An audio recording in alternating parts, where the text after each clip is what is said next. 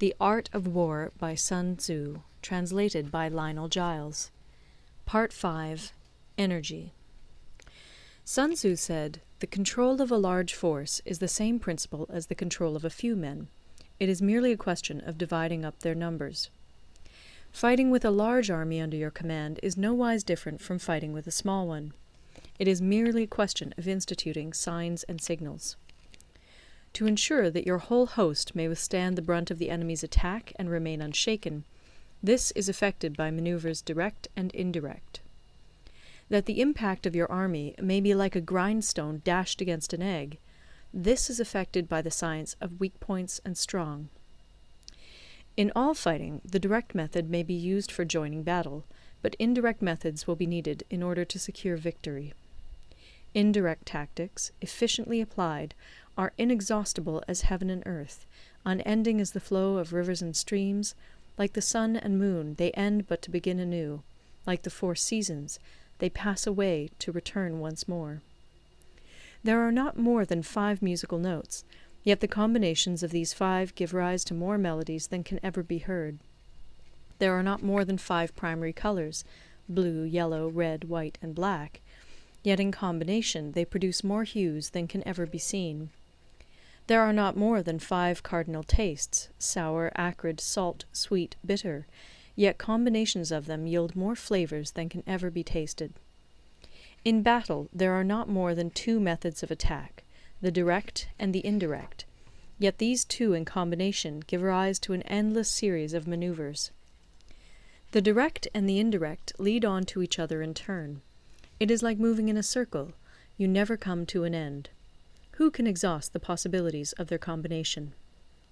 The onset of troops is like the rush of a torrent which will even roll stones along in its course. The quality of decision is like the well-timed swoop of a falcon, which enables it to strike and destroy its victim. Therefore, the good fighter will be terrible in his onset and prompt in his decision. Energy may be likened to the bending of a crossbow, decision to the releasing of a trigger. Amid the turmoil and tumult of battle, there may be seeming disorder, and yet no real disorder at all. Amid confusion and chaos, your array may be without head or tail, yet it will be proof against defeat. Simulated disorder postulates perfect discipline. Simulated fear postulates courage. Simulated weakness postulates strength. Hiding order beneath the cloak of disorder is simply a question of subdivision. Concealing courage under their show of timidity presupposes a fund of latent energy. Masking strength with weakness is to be effected by tactical dispositions. Thus, one who is skilful at keeping the enemy on the move maintains deceitful appearances, according to which the enemy will act. He sacrifices something that the enemy may snatch at it. By holding out baits, he keeps him on the march. Then, with a body of picked men, he lies in wait for him. The clever combatant looks to the effect of combined energy, and does not require too much from individuals. Hence his ability to pick out the right men and utilize combined energy. When he utilizes combined energy, his fighting men become as it were like unto rolling logs or stones, for it is the nature of a log or stone to remain motionless on level ground, and to move when on a slope. If four-cornered, to come to a standstill, but if round-shaped, to go rolling down.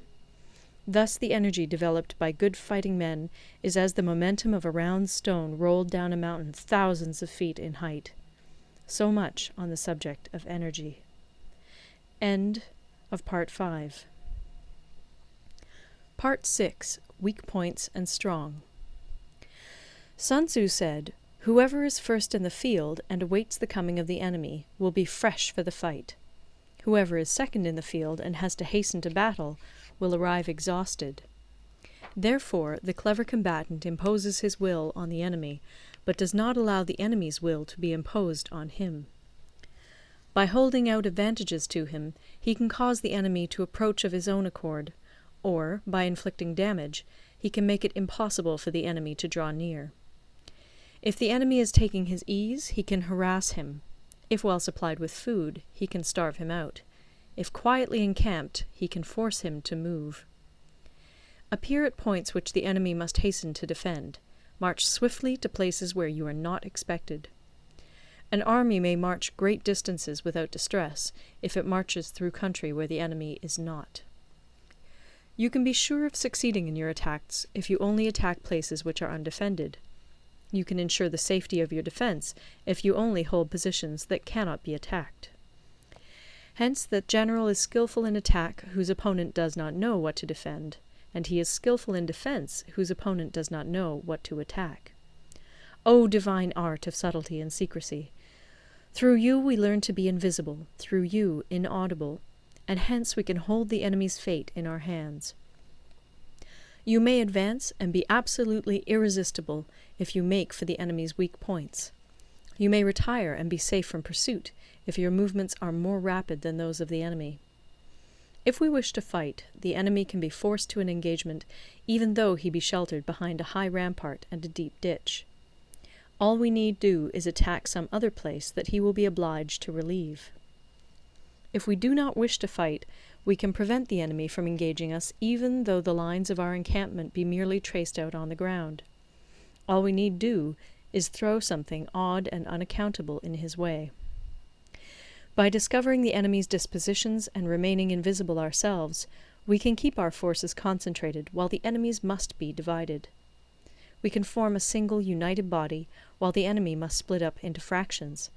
Hence there will be a whole pitted against separate parts of a whole, which means that we shall be many to the enemy's few. And if we are able thus to attack an inferior force with a superior one, our opponents will be in dire straits. The spot where we intend to fight must not be made known, for then the enemy will have to prepare against a possible attack at several different points. And his forces being thus distributed in many directions, the numbers we shall have to face at any given point will be proportionately few. For should the enemy strengthen his van, he will weaken his rear. Should he strengthen his rear, he will weaken his van. Should he strengthen his left, he will weaken his right. Should he strengthen his right, he will weaken his left. If he sends reinforcements everywhere, he will everywhere be weak. Numerical weakness comes from having to prepare against possible attacks. Numerical strength from compelling our adversary to make these preparations against us. Knowing the place and the time of the coming battle, we may concentrate from the greatest distances in order to fight.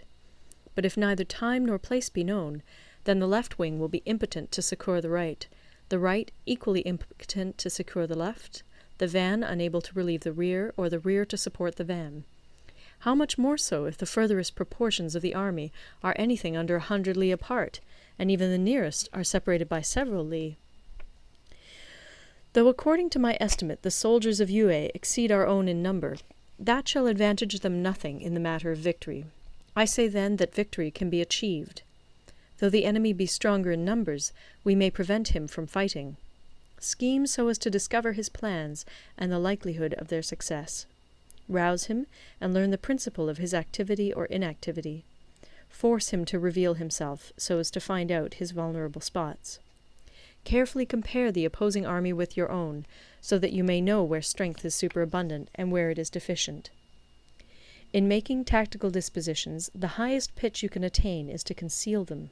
Conceal your dispositions, and you will be safe from the prying of the subtlest spies, from the machinations of the wisest brains. How victory may be produced for them out of the enemy's own tactics, that is what the multitude cannot comprehend. All men can see the tactics whereby I conquer, but what none can see is the strategy out of which victory is evolved. Do not repeat the tactics which have gained you one victory, but let your methods be regulated by the infinite variety of circumstances. Military tactics are like unto water, for water in its natural course runs away from high places and hastens downwards. So in war, the way is to avoid what is strong and to strike at what is weak. Water shapes its course according to the nature of the ground over which it flows. The soldier works out his victory in relation to the foe whom he is facing. Therefore, just as water retains no constant shape, in warfare there are no constant conditions.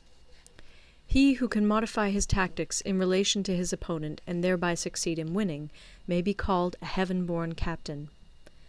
The 5 elements, water, fire, wood, metal, earth, are not always equally predominant.